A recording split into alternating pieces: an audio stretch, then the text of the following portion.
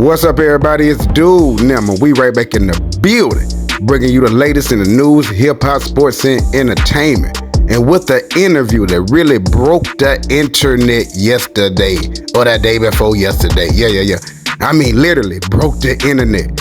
The interview with Shannon Sharpe and Katt Williams garnished over 15 million views and counting. And it has rubbed a lot of people the wrong way. I mean, some of the people that Katt Williams actually spoke about have responded. Yeah, they have responded. You got people in the likes of Ricky Smiley. He responded. And you know, you got some other people that Katt Williams called out. They has responded as well. But a lot of people, including Jason Whitlock, liked the whole situation. Because, you know, Jason Whitlock is kind of an advocate for trying to expose the things that goes on in Hollywood. So Jason Whitlock was kind of cheering it on. He was really cheering it on. Yeah. He kind of liked the little situation. We got Jason Whitlock sharing his thoughts and his opinion on the whole interview. Now let's get into it. Up Shay Shay. For the most part, we're going to deal with what Katt Williams had to say, because I think it has tremendous connection and synergy and crossover with the stuff that we talk about on this show and what's going on in Hollywood. And it just, here's someone high up in that industry squealing on that industry.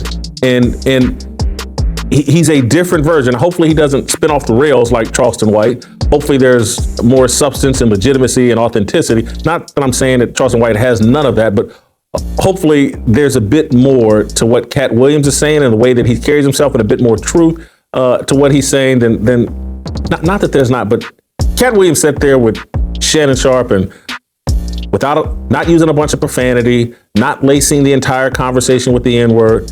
He broke down what's going on in Hollywood and what's going on in the entertainment industry and got at some of the negative repercussions of all that. And so it's a good jumping off point. Shamika Michelle's going to join me to talk about some of this as well. And then we'll talk with Steve Kim.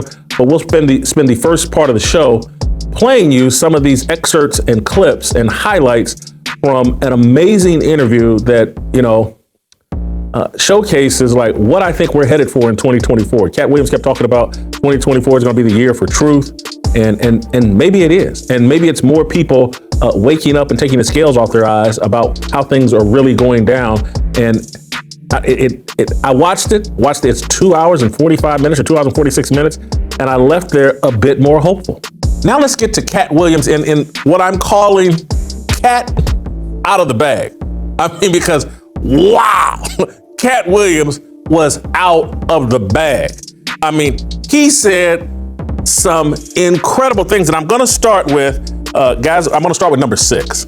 I'm going to start with SOT number 6. Won't go in the order that won't go in perfect order here, but we're going to start with SOT number 6, where he goes right to the heart of many of the things that I have said and talked about and what the price of fame and success is in Hollywood. If you're not willing to bend over and get involved and get violated and have your sexual morality shifted, you can't operate in that Hollywood space comfortably for long. But I'll let Katt Williams tell you. Play SOT number 6. My goal was to get this far in Hollywood and still have a virgin hole and never had. That was my only goal. I didn't want to get with a white woman because I was scared she might have me running down the street like Jonathan There Majors. you go, come on, Katt. Not because I didn't like white women. I think white women are as great as any other women. But I'm not going to act like I'm not scared of them. I have a reason to be scared. You could be Kang the Conqueror, and they could take your rabbit ass down in 2 weekends. And that's the truth of the matter. So I stayed away from that. And remember, I told you the drug story from when I'm in the park. Yeah. So these are just the things. I had all of those when I came in. I already was ready for that. That's what they don't like. I did not know. You're telling me and showing me a side of the business that I didn't know. That you guys, man, the competition, the competitiveness. That's all business. I don't care if they're selling Coke. You wouldn't believe the things that Coca-Cola says about Pepsi. You wouldn't believe the water conversations between Dasani and Liquid Death. Like in all business, in all sport, Competition is a driving force. I don't require anybody to be better. Who am I? I just require if you're a loser and you've taken shortcuts at every chance and you've made sure that you didn't put anybody on that really had a work ethic and was a God-fearing person and you helped it. If that was never you, then don't act like that's you. Don't get out here now that you don't do stand-up and start acting like, oh, you're not sure why you don't do stand-up no more. I heard you got run off. You better be careful. That run you off gonna show up and he gonna tell everybody. Man, what you gonna be able to say? Nothing. Why you think I speak with such clarity? I'm actually involved in each one of these stories I told you about. Right. Right. The one comedian, as we've been sitting here doing this interview, that you hold in very high regard is Dave Chappelle. Dave Chappelle walked away from 50 million. You said it was more. Tell the story. That's right. I will let you tell it. No, you're No, I want you to tell it. You really are the best. You're proving it here today. As much as I'm proving it, you proving it. You proving it.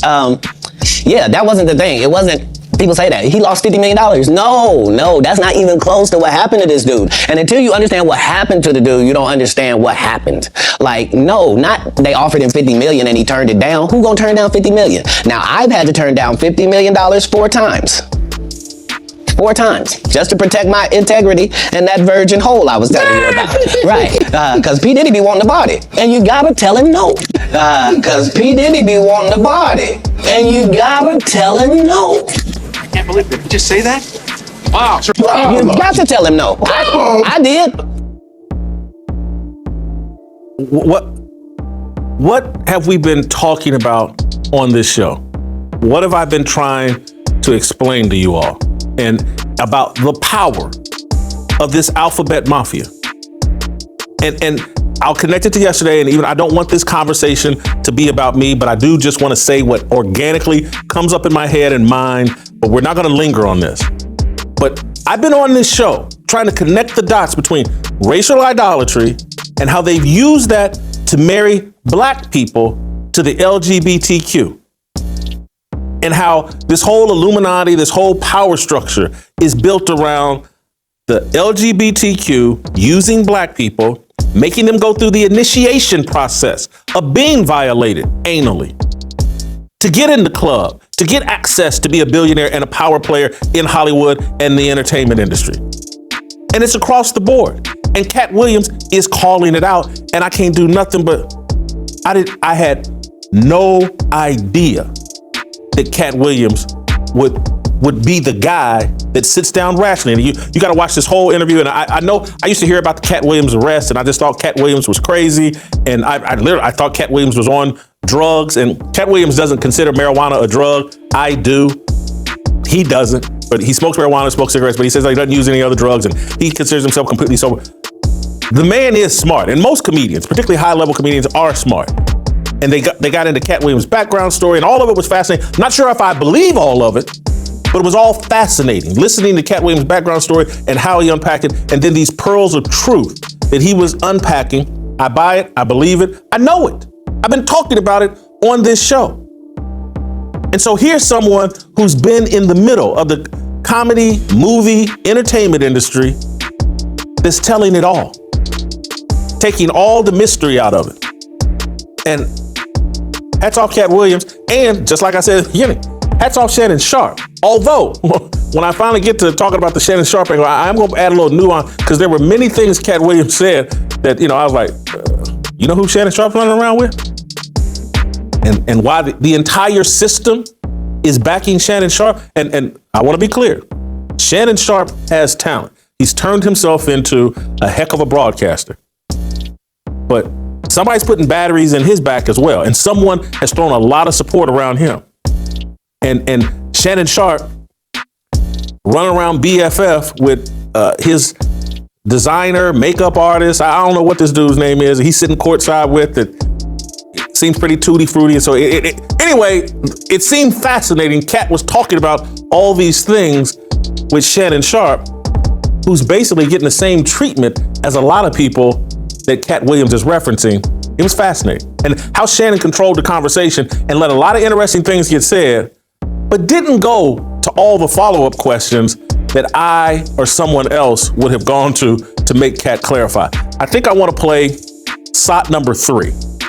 And this is fascinating because Katt Williams really hits a note that will ring true to anybody that's been following me and this show when he talks about race. And anyway, let's play the clip and then we'll come back. It's slot number 3 where he talks about race.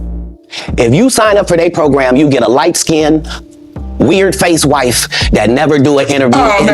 Listen, in 20 years, won't do an interview. Nobody's ever talked to her, and that she's never been interviewed anywhere. And now, understand, I'm not talking about one person. What I just told you applies to 7 people. How they all end up with that. That's part of what you get. I came in this business saying I was going to expose. When I talked about Michael Jackson, when I talked about R. Kelly, they canceled me for these things because why would you talk about another black dude? Race is not where the line is drawn. It's God's side and the other side. And we don't care nothing about the other side. Period. All of these big deviants is all catching hell in 2024. It's up for all of them. It don't matter if you Diddy or whoever you is, TG Jakes, any of them. All lies will be exposed. That's all. And anyone who takes that the wrong way, know why they take it the wrong way. The truth is the light. And you have the number of these. Amen. Gee. I'm listening to this, I'm watching this morning, and I nearly fell out of my chair. I actually nearly fell off my Stairmaster because that's where I was listening. And I'm like, oh, this dude is leaving no stone unturned. He's connecting all of the dots. And I think he may be right. That like, this will be the year. You got the Epstein files coming out. You got all this political desperation. We're in a presidential election cycle. And people are just going to start exposing everybody because out of desperation, out of like we have no other option because like the Biden side and the left side knows if we don't destroy Trump, we could end up in jail because we've been trying to put Trump in jail, and Trump knows if he doesn't win, he could end up in jail. And when people get this desperate, the only weapons they really have is the truth.